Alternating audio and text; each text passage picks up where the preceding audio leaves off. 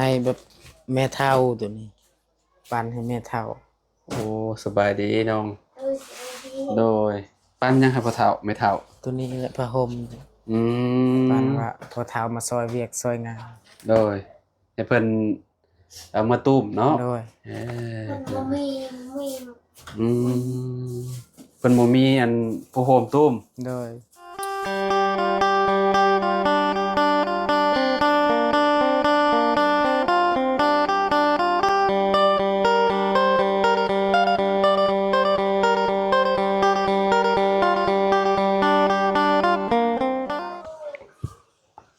เอาเปิดภาพมาอยู่เฮือนน้องอาเจืองพี่น้องยามแรงๆเนาะทางเจ้าของเต้นเพิ่นก็ยังบ่ได้มาเก็บกู้พี่น้องเอ้ยเนาะหลังจากที่แล้วเวียกแล้วงานเนาะอ่าโอ้โธ่เพิ่นเก็บเม่นให้แล้วได้พี่น้องเอ้ยเนาะทางน้องเพิ่นก็โอ้เก็บเม่นเนาะหลังจากที่แล้วพี่น้องเอ้ยเนาะทางเจ้าของเพิ่นก็ยังบ่เห็นอยู่พี่น้องเอ้ยเนาะจักว่าค่ำๆเพราะว่าจักเพิ่นจักสิมาเก็บกู้เต้นเนาะโอ้เจ้าของบ้านไปทางใดเด้นี่เนาะคือเงียบเหงาแท้นี่พอเฒ่าไม่เฒ่าเมื่อบ้านแล้วบ่หรือว่าแนวใดพี่น้องเอ้ยโอ้รู้ชะแงดแล้วบาดนี้โอ้หนาวแล้วบาดนี้พี่น้องยามค่ำๆเจืองอ๋อเจืองอยู่ซ้ายทางเฮือนบ่โอ้พี่น้องเอ้ยเนาะเอาขึ้นไปก่อนซะเฮ็ดหยังเด้นี่เนาะอ่าโอ้สบายดีสบายดีโดยพากันเฮ็ดหยังนี่เอาขออนุญาตเด้โดยพากันเฮ็ดหยังหาก็ปันอยากให้อันนี้ฮะอยากให้แบบแม่เฒ่าตัวนี้ปันให้แม่เฒ่าโอ้สบายดีน้องโดยปั้นยังครับพ่อเฒ่าไม่เฒ่าตัวนี้แหละผ้าห่มอืปันมว่าพอเฒ่ามาซอยเวียกซอยงานโดยให้เพิ่นเอามาตุ้มเนาะโดยเออมันบ่มีอืมเพิ่นบ่มีอันผู้โฮมตุ้มโดยพี่น้องเอ้ยเนาะซุมเราไปใช้ซั่นน่ะนี่บ่ได้ไปใช้ บ่เฒ่าไม่เฒ่าอะได้แม่พอเฒ่าเมื่อแล้วยังเป็นแม่เฒ่าอ๋อให้สิมาส่งเราซะเนี่ยไปช่วยแล้วก็แบบว่าสิมีลูกมารับบ่ฮะลูกสิมารับเอา โดยอืมนอนอุ่นน้ำลูกก่อนเนาะโดยพี่น้องเอ้ยนอนบ่แรงเนาะนอนพี่น้องเอ้ยตามบ้านเฮาน่ะบ่ให้เจ้าของหนีจากเฮือนได้3มื้อบ่ได้โดยจังคือสิคือกันอยู่บ่แต่ว่าผู้ยกมืออยู่แต่ว่าแม่เฒ่านี่น้องหังว่าให้นอนก่อนก็ได้บ่เว้าเจ้าของเฮือนนี่แหละว่าอันยามกลางเว้นนี่ก็บ่ได้ให้ไปทางอื่นติโดยแม่นอยู่เผาเฮือนก่อนแม่นให้ได้3มื้อก่อนเนาะนอน3มื้อ3คืนนะว่าง่ายๆพี่น้องเอ้ยเนาะ3มื้อ3คืนก็คือคืนแรกก็เนาะนอนพี่น้องเอ้ยนอนฝันเอาเลขเอาเบอร์เนาะฝันเอาเลขเอาเบอร์เออเนาะนอน3คืนแล้วก็อยู่กลางเว้นกับเนาะสมมุติว่าผัวบ่อยู่ก็ต้องเมียอยู่หั่นน่ะโดยสิคือกันกับบ้านเฮาอยู่ดอกพี่น้องออกมาพี่ก็ได้น้องเนาะมันจะมึนๆนิดนึงเพราะว่าเพิ่นแล้วเวียกแล้วงานแล้วเพิ่นก็เก็บอ่า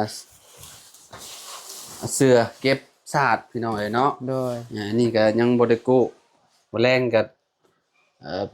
แม่เฒ่าก็สิน่าสินอนอยู่ข้างในนำกันนั่นแหละเนาะแม่นเพราะว่ามันหนาวเด้พี่น้องเอ้ยเนาะกับโอ้คักเนาะมื้อนี้เนาะโดยงานก็คือแบบจบเป็นที่เรียบร้อยพี่น้องเอ้ยเนาะน้องเพิ่นก็คือสิบ่มีเรื่องกังวลใจแล้วบัดนี้เนาะโดยสบายแล้วบัดนี้โดยดีใจแล้ว ตอนแรกๆสิคิดแน่น้อยหนึงเนาะโดยคิดลายแล้วเพราะว่าย่านแขกคนมาก็ย่านแบบว่าอาหารการกินบ่กุ้มเพิ่นพี่น้องโดยแต่ก็คือแบบได้กินทุกคนเนาะมาเนาะได้กินทุกคนพอดีเลยพอดีเลยเนาะโดยโอ้คักๆๆพี่น้องเนาะเพิ่นก็มาหลายพอสมควรอยู่เนาะมีแต่คนในบ้านตัวเองพี่น้องเนาะโดยแล้วก็อันน่ะบ้านน้องปูนาเนาะแม่นน้องไส้มามื้อนี้น้องปูนาแน่แล้วก็บ้านพ่อเฒ่าโดยเนาะบ้านพ่อเฒ่านี่มาจากคน ก็หลายประมาณ8คน10คน8คน10คนบ่มามื้อนี้นะเออเพราะว่าเฮาก็บ่ฮู้เด้บ่ฮู้จักเพิ่นพี่น้องฮู้แต่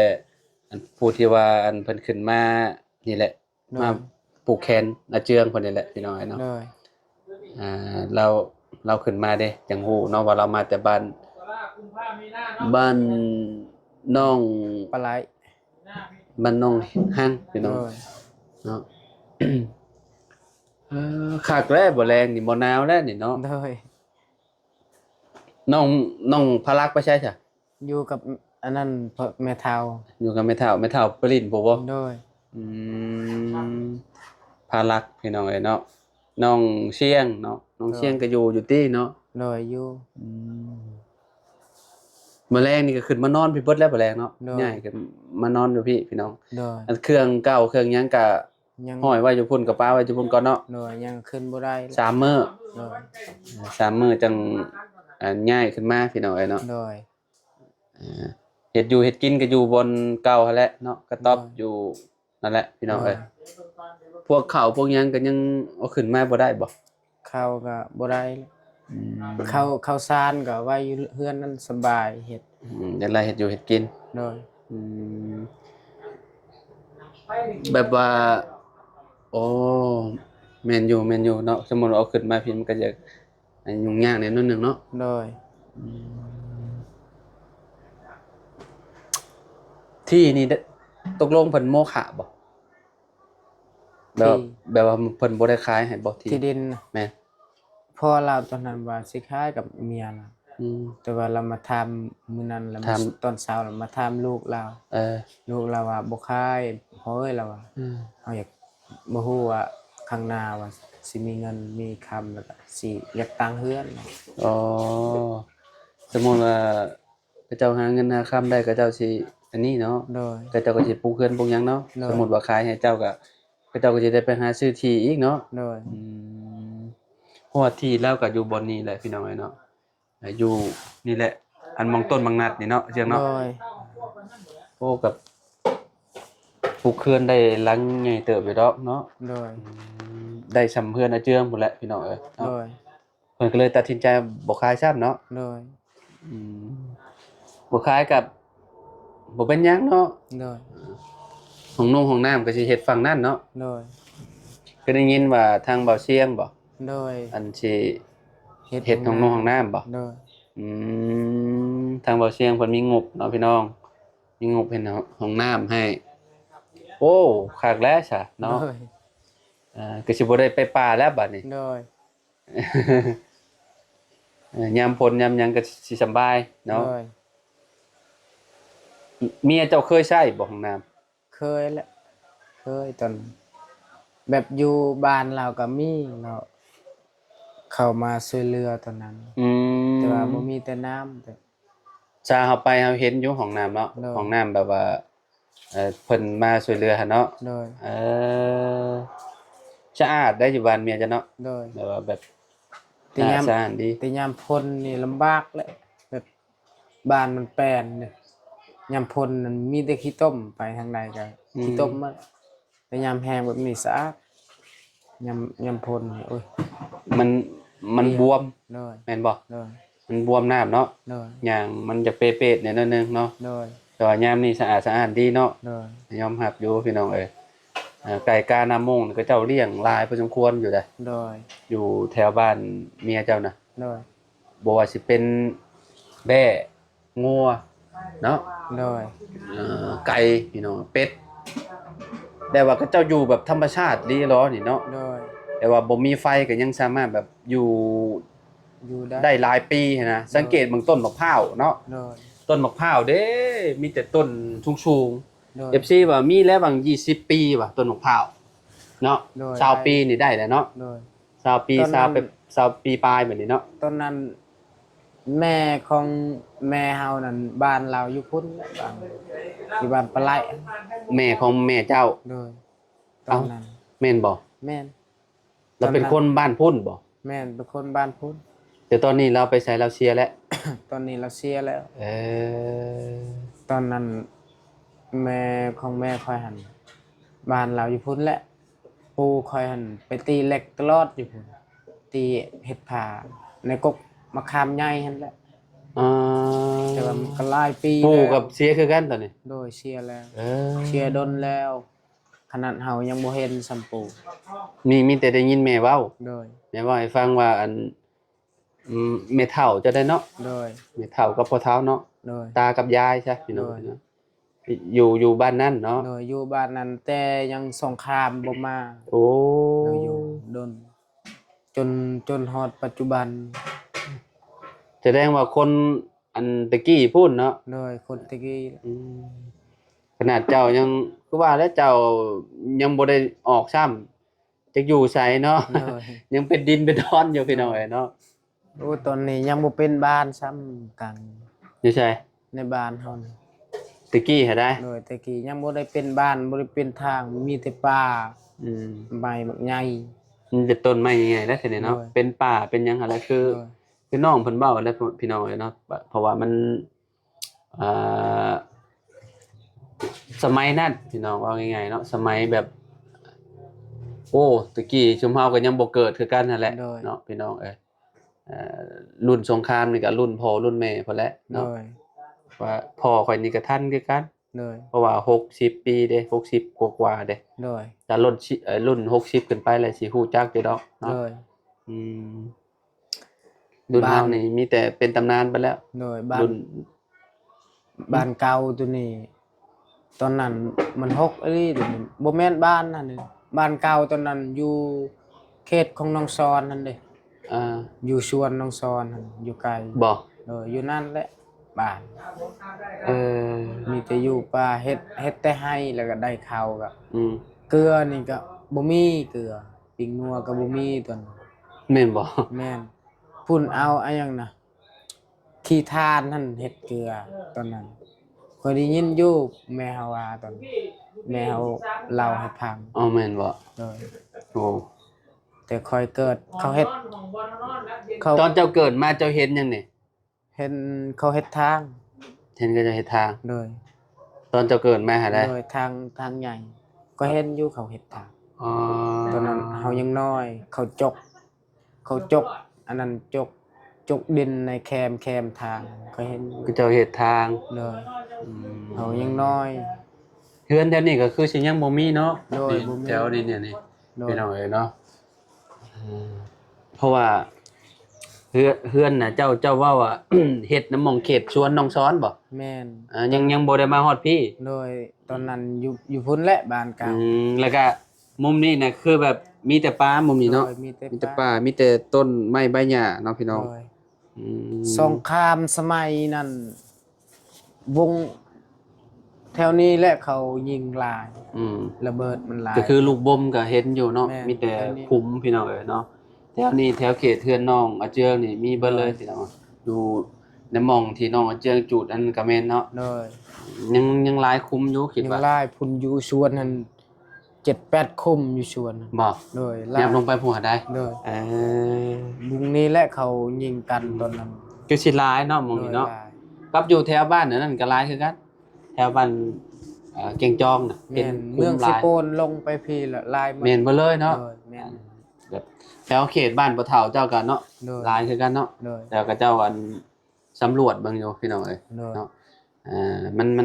นก็ยังหลายคือกันพวกอันที่ว่ามันยังบ่แตกเนาะ โดย ระเบิดนะพี่น้องเอ้ยเพิ่นก็คือหน่วยเก็บกู้เพิ่นก็อันหากวดเบิ่งอยู่เนาะ โดยตอนนั้นก็แม่เฮาเล่าให้ฟัง อืม ตอนยังปูเฮาน่ะ อืม อยู่ในถ้ำก็เขาเห็น อืม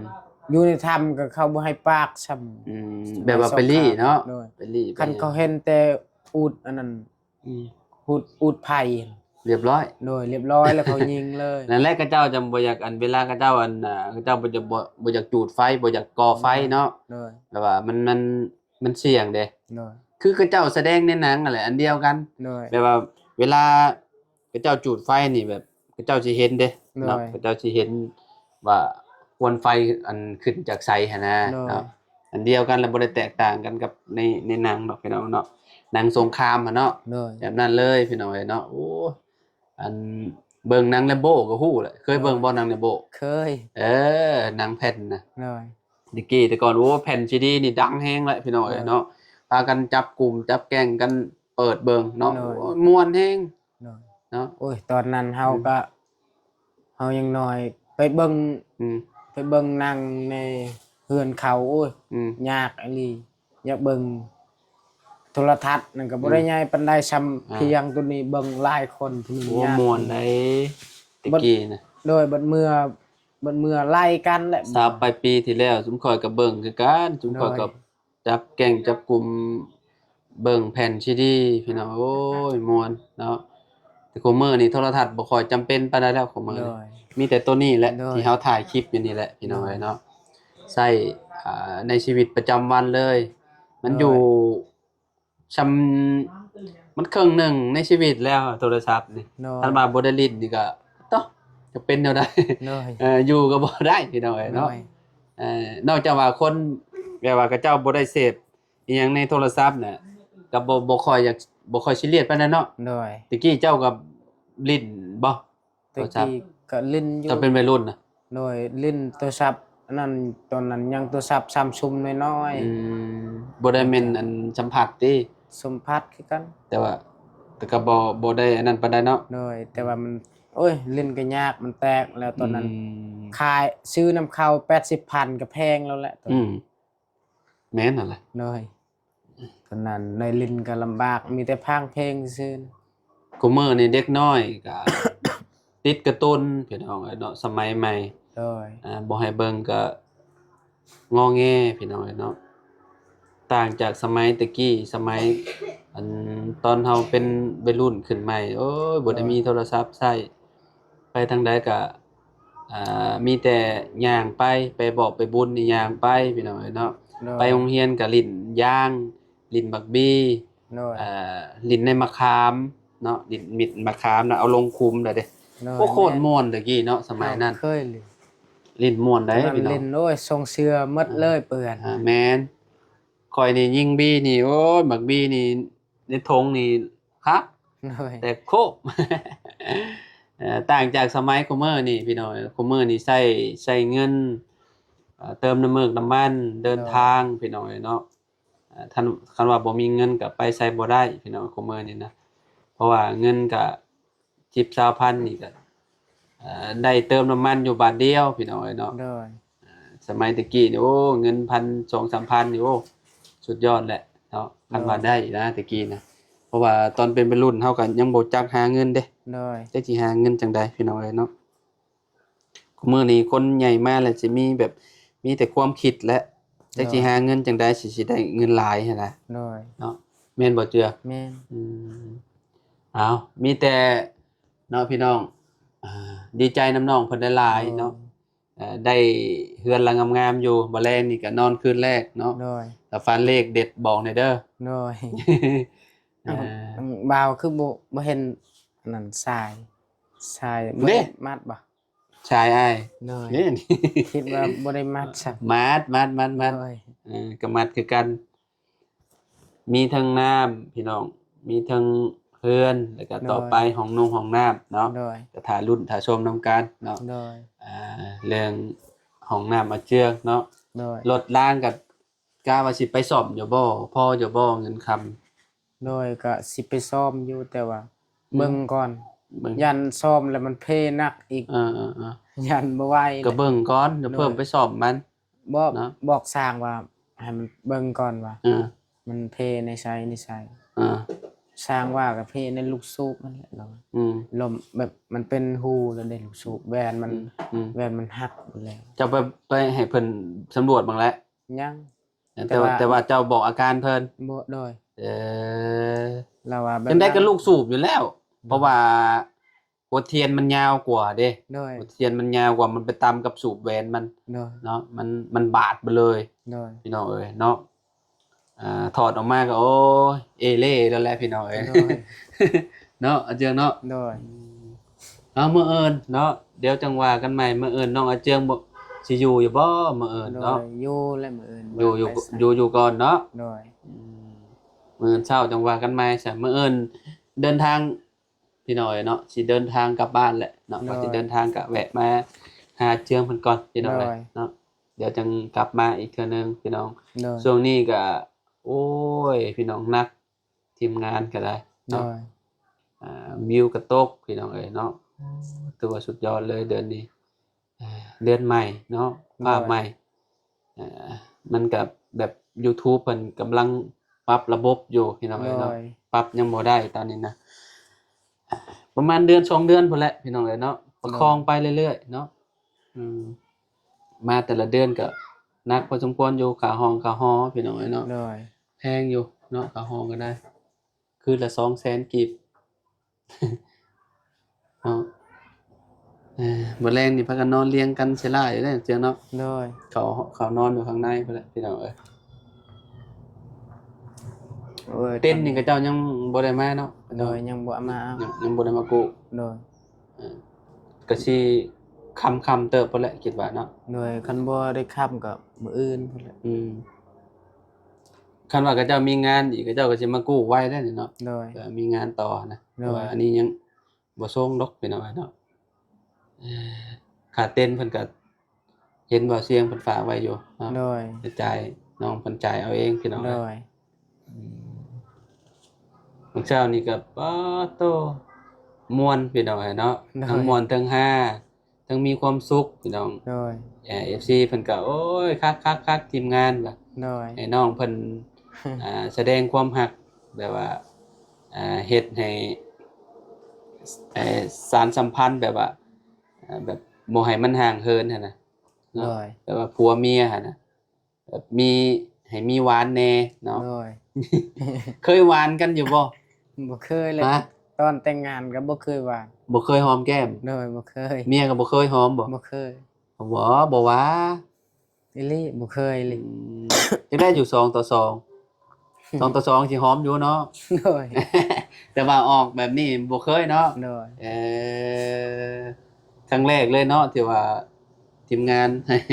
ห้เพิ่นหอมกันพี่น้องเนาะสร้างสีสันให้มีความสุขพี่น้องเนาะ FC ก็มีความสุขไปนำเพิ่นเบิ่งก็ได้ โดย โอ้คักแล้วเนาะนี่แหละพี่น้องความสุขคนเฮาน่ะเนาะตอนอยู่นำกันก็เฮ็ดให้ดีที่สุดเนาะ โดย แบบว่าฮักแพงกันเนาะ โดย มีหยังก็เนาะเวลาเฮาผิดเถียงกันก็นี่แหละเอามาเบิ่งกลับคืนมาเบิ่งเนาะ โดย ว่าครั้งหนึ่งค่ะนะ โดย ที่เฮาแบบมีความสุขเนาะ โดย เอามาเบิ่งมาหยังแล้วก็มาคิดเบิ่งเนาะ โดย พี่น้องเอ้ยเนาะคนเฮาน่ะเนาะเวลาได้กลับมาเบิ่งคลิปเก่าๆเฮาเฮาผิดกันเนาะเฮาผิดกันย้อนหยังเนาะก็มาปรับปรุงเอาหั่นแหละเนาะแม่นล่ะว่าน้อง แม่น อันแบบว่ามันจังอยู่นำกันดนหั่นนะ เนาะ พี่น้องเอ้ยเนาะคันว่าแบบต่างคนต่างเอาแต่ใจก็คือที่ฮู้หั่นแหละเนาะอยู่กันบ่ยาวพี่น้องเอ้ยเนาะ โดย อันนี้มีเฮือนมีศาลอยู่แล้วก็เนาะเฮ็ดให้ดีหั่นแหละเด้อน้องเด้อ โดย เนาะพี่น้องเอ้ยผู้ใหญ่เพิ่นเบิ่งเพิ่นก็เนาะมีความสุขไปนำเนาะพี่น้องเอ้ยเพิ่นเฮ็ดให้ก็ได้เนาะเอ้าก็สิประมาณนี้แหละเนาะ โดย จังได้แมลงก็นอนหลับฝันดีได้ โดย เนาะ ถ้าได้ตัวเด็ดจังว่ากันดี โดย พี่น้องนอนเทือนหลังใหม่นี่ก็มีแต่โชคมีแต่ไส้และแมลงนี่เนาะ มี ขอ แต่ ให้ มื้อคืนนี่แหละบ่ได้หลับ แมลงนี่คือสินอนม่วนอยู่เนาะ โดยเมื่อคืนนี่ก็หลับอยู่หลับตอนดึก อืม คิดไปคิดมา อืม โอ้ยแล้วตอนนี้แหละโอ้ยดีใจ โล่งเลยเนาะคือแบบคือเฮาหยกยังออกจากอกนี่แหละบัดนี้เนาะ โดย เพราะว่าตอนมันยังบ่อันแล้วหะเด้พี่น้อง โด เอ้ ย ยบ่ว่าไผ โดย เวลามีงานมีหยังก็คือกันข่อยคือกัน โดย แบบว่างานตัวเองเด้เนาะงานตัวเองมันก็สิอยากยากแน่พี่น้องก็สิคิดหลายเพราะว่าเขาเป็นเจ้าภาพเนาะ โดยตอนดึกๆนั่นก็ไปบอกอ้ายเนี่ยไปบอกน้องเนี่ยว่าให้ซอยเฮ็ดแบะแน่เดียวก็เลาะไปเลาะมา มา แลนพูดแลนพี่ โดย เอ่อ โอ้ยคิดว่าผู้เดียวเฮานี่สิบ่ไหวแล้วเฮ็ด อืม แบะเฮาคิดว่าผู้เดียว แต่ว่าอ้ายก็คือกันเราก็ อืม ตื่นก็อุ้ยหนาว อืม ๆตอนดึกนั่นก็เราก็ยังแบบ อืม หักแพงไอ้น้อง